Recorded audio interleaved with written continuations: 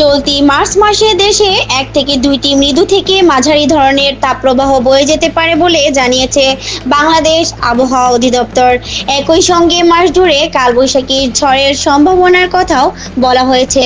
রোববার 1 মার্চ প্রকাশিত মার্চ মাসের দীর্ঘমেয়াদী পূর্বাভাসে আবহাওয়া অধিদপ্তর জানায়, এ মাসে দিন ও রাতের তাপমাত্রা ধীরে ধীরে বৃদ্ধি পাবে এবং স্বাভাবিকের তুলনায় বেশি থাকতে পারে।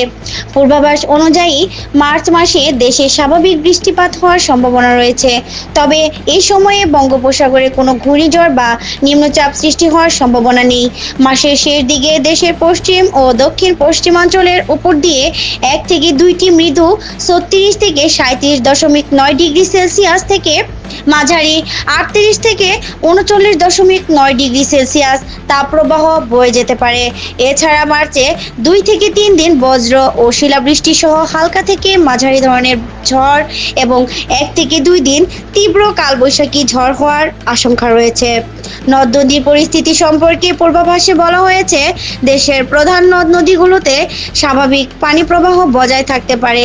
মন্তব্য করুন, খবরের বিষয়বস্তুর সঙ্গে মিল আছে এবং আপত্তিজনক নয় এমন মন্তব্যই প্রদর্শিত হবে। মন্তব্যগুলো পাঠকের নিজস্ব মতামত। আপনদেশ.com এর দায়ভার নেবে না। নাহিদা, কথা টিভি 71, ঢাকা।